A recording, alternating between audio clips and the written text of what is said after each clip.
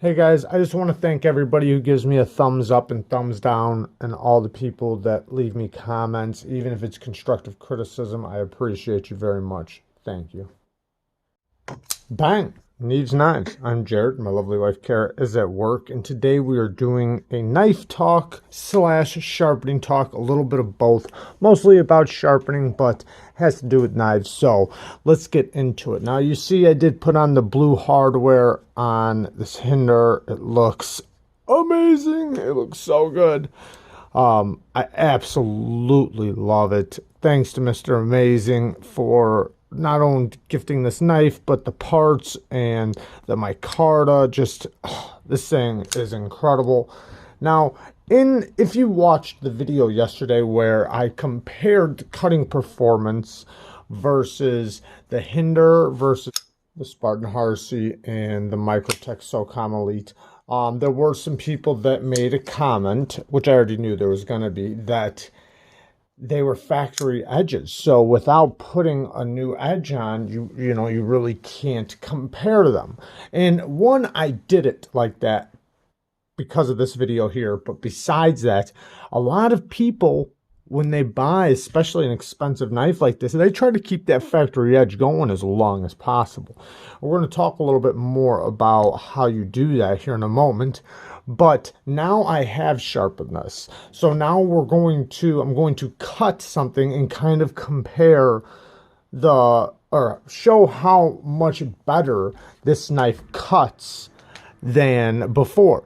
Now, if I sharpened all of them, the results would basically be the same. They would all cut a little bit better, but most likely they would still have pretty much the same result. Now that's not definitive, because like I could lay the edge back on this and put a shallow edge on that.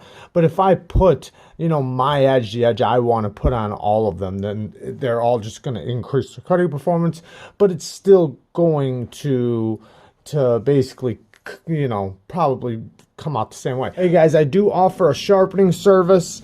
If you guys ever need knives sharpened, get a hold of me on Instagram or through my email. The links are in the bottom of the description. Also, if you ever have a question, you can leave down in the comments, or if you ever are needing help in some way with sharpening or anything like that, or if you have a video you'd like to see, let me know down in the comments. I read all the comments, and I will absolutely help as much as I possibly can, especially when it comes to sharpening. If it's just a video on a certain knife, I can't promise that because I might not have the knife to do. But when it comes to sharpening and stuff like that, let me know down in the comments. Even if I've already done the video before, I can always redo it. And if you have questions that I didn't help with in the video that I already did, maybe I can make a better video, one to actually help you and other people. But I want to talk about how much better a knife cuts after or how much the performance increases after putting an edge on a knife. Now, there's a couple things. One, a lot of times a factory edge can have a burnt edge. So if you're using your knife, right, with a factory edge, and you're noticing you're getting chipping, or you've only done a few cuts and it's maybe 20 CV or S35 yen, and you're already noticing heavy wear on your edge, most likely it's a burnt edge. And it probably needs 1, 2, maybe even 3 to 4 sharpenings done on it, and your edge retention will increase by far. Now, not only can it increase like that, and but it also increases in the actual just cutting performance itself, how good it passes through materials. Now, there are times, and we're going to talk about this here in a second, when you sharpen your knife and you can't seem to get better edge retention. It almost seems like it got worse. We'll talk about why here in a second. But first, I'm going to show a Hinder factory edge.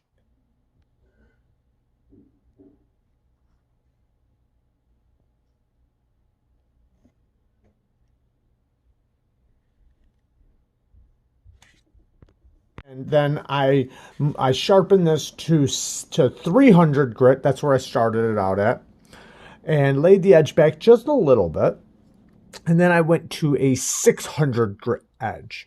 And I went to a 600 grit edge, one because of the angle I chose, and the angle I chose is a little bit less than the factory. The factory was about, it was a little under 25 degrees, the angle. I think it was like 22 and a half, maybe 23 degrees. It was almost 25 degrees, the factory angle. At least on my angle finder, that's what I was coming up with. Now, I did lay it back a little bit, not much though. It was basically about 20 degrees I went to.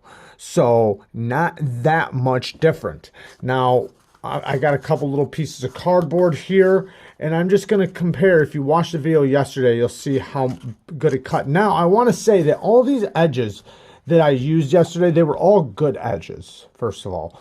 Not only were they good edges, they weren't used very much.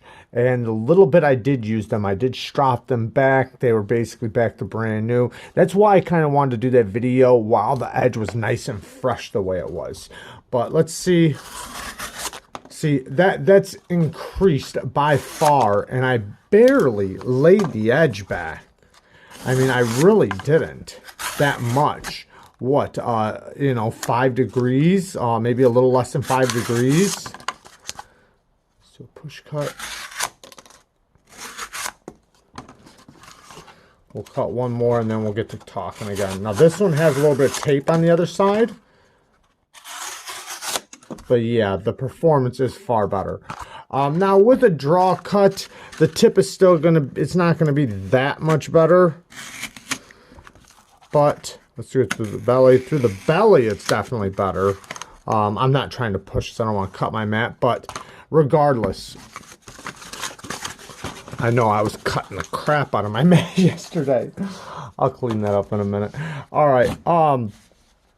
So why did I go to 600 grit? Okay, so 600 grit 1 is pretty much my favorite edge to put on a user knife.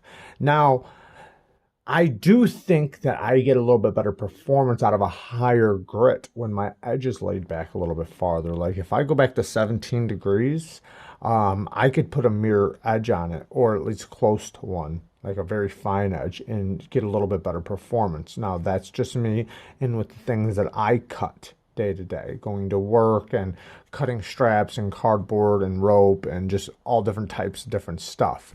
Now, if I was only cutting one thing like rope, I would totally leave it as 600 grit, even at 17 degrees. So it just depends on what I'm cutting. But with this one and the angle I went at, I feel like I will have more bite out of my edge at 600 grit. And if I would have laid it back, I probably would have went a little bit higher of a grit, because then I would be able to keep some bite in my edge. Sometimes when you have a very shallow angle, you tend to polish the teeth out, and then it doesn't seem like it has much bite into the material. And when I say bite, what I'm basically talking about is, like, one, the way it feels to the touch, and like how, like, say if you were going to rub your fingers back and forth on the edge, like how it feels, whether or not you're willing to rub the edge back and forth. Now, just because it's polished doesn't mean it's going to be sharp. You can have a polished edge that's not sharp, just like you can have a polished edge that is sharp, just like you can have a polished edge that has bite, and you can have some that doesn't. But what I'm worried about is how it bites in the material. Right when I start cutting, the initial bite that it has into the material before I ever push through it. So that's what I'm worried about, and that's what I want to make sure I have. That's why I went with 600 grit at this angle. Plus, a good 600 grit edge works amazingly well. It's easy to strop back, easy to hone back. I can keep up with it very well, and it does seem to work really good for me. Now, why does cutting performance seem to work better with a new edge? Now, just in case, I know a lot of people might already know this, but just in case if you don't, well, there's a couple reasons why. One, your angle changes, and when your angle changes on your edge, I'm gonna pull up another knife really quick just to show you. Like when the edge is back farther, This is Spyderco Manix 2. When it's laid back farther, meaning the edge is bigger and not smaller, it can get into material easier and pass through material easier. Versus if it was shallow, it trying to push its way through material. Now, if you stuck with the same exact angle that was on the knife, then it's probably going to cut about the same. You might get a little bit better edge retention. It might look nicer. It might feel sharper to the touch. And it might have more or less bite, you know, just depending. But passing through material, it'll be about the exact same, unless if you change the angle a little bit. Now, when you change the angle a little bit, you're basically going from an angle, say like this, if this is the tip of your edge, versus like this. I know that's off, but which one do you think is going to go through material easier? I know this side's off, but just, you know, look at the angle, how far it is. It's much more steeper. This is going to pass through materials easier than that. Just like if I took this knife and I sharpened it to right here, it's suddenly going to cut better. So that's one reason why you get, you know, a little bit better performance out of your cutting, because that's going to be easier to go through materials. Now, this one, after testing and using and carrying it for a while, when it needs a new edge, I'll decide then if I want to lay it back a little bit farther. And if I do, if I'm not getting the type of performance I want, I'll get as much life as I can out of this edge, and then I'll lay the edge back a little bit farther. Now, with knives that, say, have a thick spine, and say that are thicker behind the edge, they're built for harder use, they're not going to cut as good as a knife that's thinner back here and thinner behind the edge. That's just the way it goes, because same concept of the angle, something thinner and something with a longer edge is going to pass through materials easier than something that's thicker. You know, think of the difference between a knife and an axe. You know, an axe isn't going to cut something as good as a chef knife.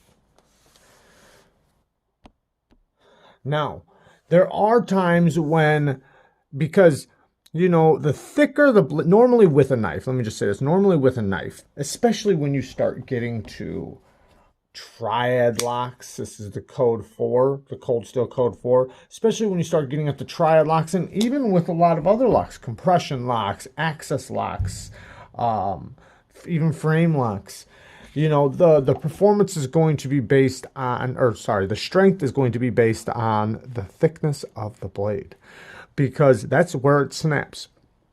In most tests, when they do the strength test, they clamp this in and they hang something off of the blade. They weigh down the blade to test the lock strength and when it's going to fail.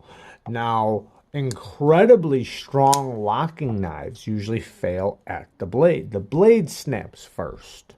So the thicker the blade, the stronger the knife. Even like with Demko, when he was talking about the strength of the triad lock and the shark lock and stuff like that, you know, the stronger or the thicker the blades on those knives, the stronger the knife, because that's where it's going to snap. So the thinner and weaker the blade, the more chances you have of it snapping.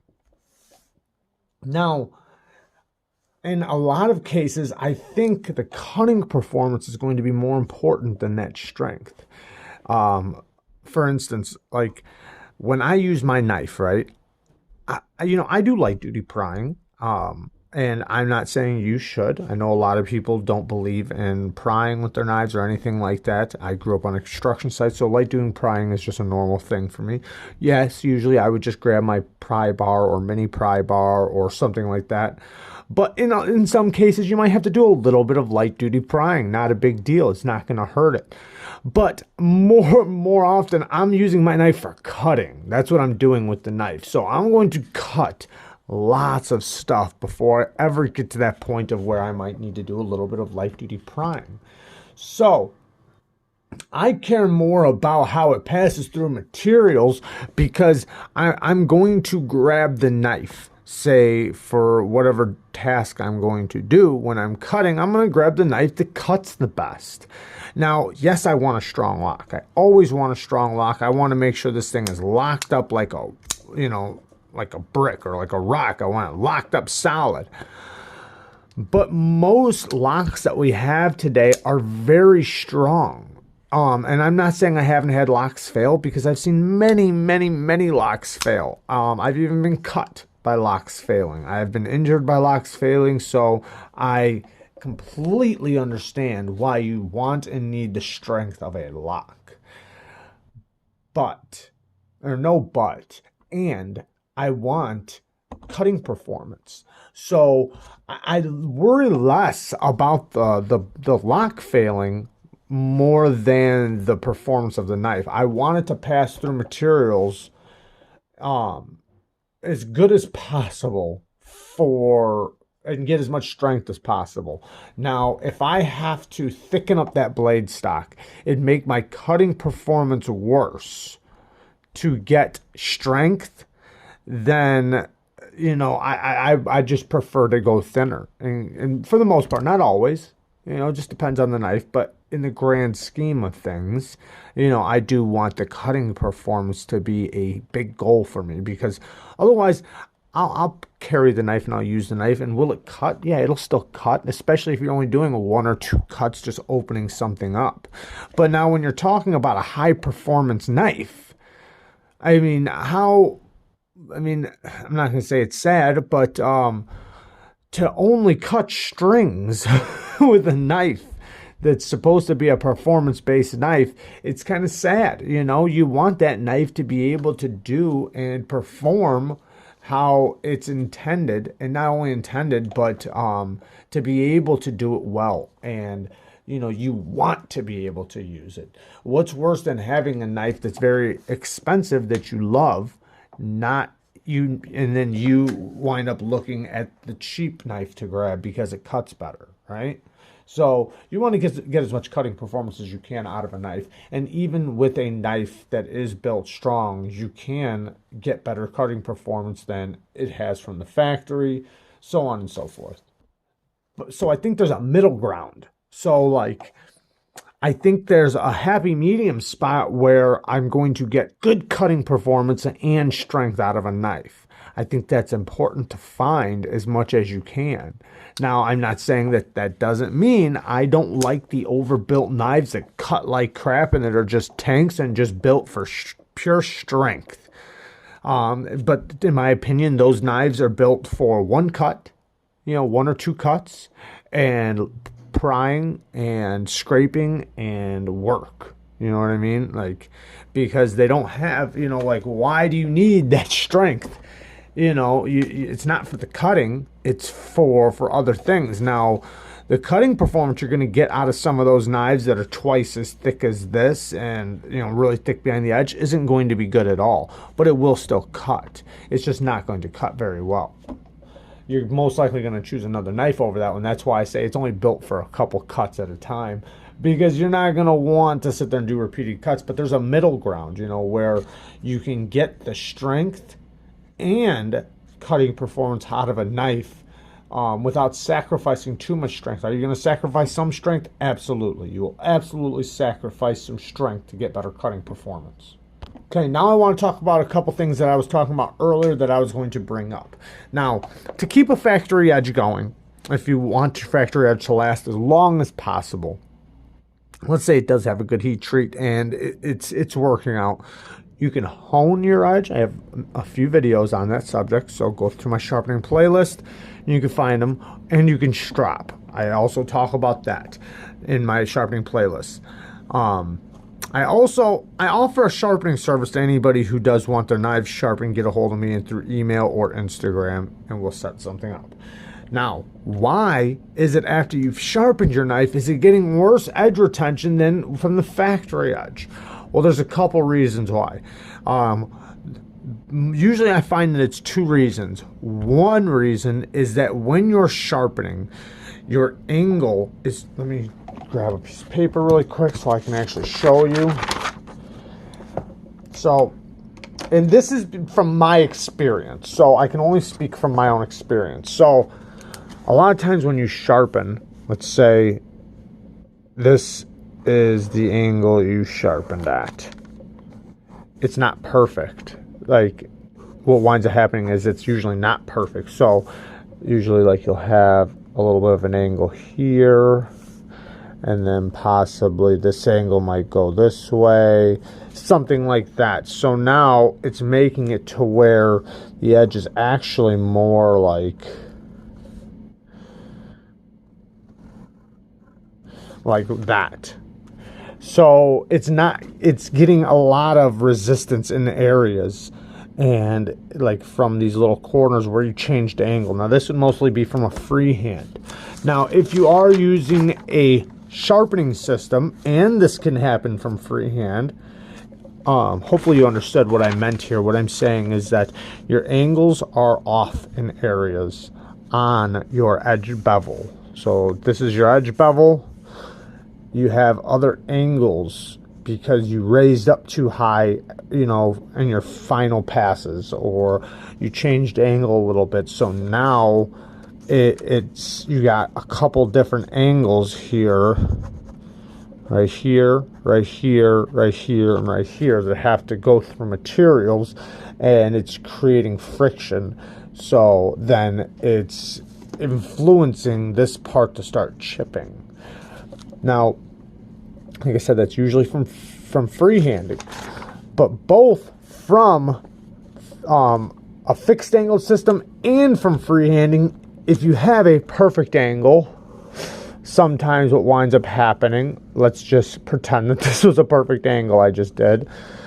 The teeth right here at the tip, so you have teeth going this way and teeth going this way, because you either, one, didn't do your final 1-in-1 passes enough, meaning when you're on your stone or sharpening system, you didn't do enough 1-1-1-1 passes. Or if it's a sharpening system, one pass, then flip it over, another pass, then flip it over, another pass, to knock that burr off.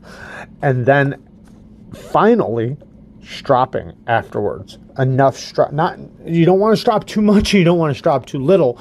But one thing you definitely don't want to do is strop like say if your angle when you were sharpening was this, but then when you strop, you're stropping like this, or you're stropping like this. I mean, stropping doesn't hurt it that much, but if you have compound, it isn't abrasive. But basically what I'm saying is the teeth at the very tip of your edge are like that. And if you rub in certain spots, most likely you'll feel those teeth a little bit. You want those teeth to be lined up perfectly right down the middle, and having both sides be strong on that edge. Now, that's why stropping really helps when you're done sharpening, to clean those broken teeth off that are at the very edge, and helps clean them up to make it nice and acute, where it's nice and clean and you don't have teeth, you know, like from the grip pattern moving all over the place. Because what tends to happen is if you have teeth that are moving all over the place, they'll break off. That's when you'll start feeling a burr on one side, or you'll feel chips, little nicks in your edge. So you'll want to refine those teeth and line them up as perfect as possible so that they're as strong as possible. Sometimes that's why people do a micro bevel, you know, to strengthen that very, very tip of the edge. I don't like micro bevels for the most part. Maybe in some cases, but for the most part I don't. I just prefer in making my edge as good as possible at the very tip. If you have any questions, or if there's any type of video you would like to see, from sharpening, let me know down in the comments. I have no problem making videos on any subject, especially when it comes to sharpening. When people ask me to do a video on a certain knife, I might not have that knife, so I can't do it. But when it comes to topics like this, I can totally make a video on it, or at least try to help as much as possible. I'm not the end-all be-all on anything, so I encourage you to go watch other people's sharpening and other people's information that they give you, because you know it's everybody's information put together is what's most helpful. So there you guys go. I love you guys. Peace.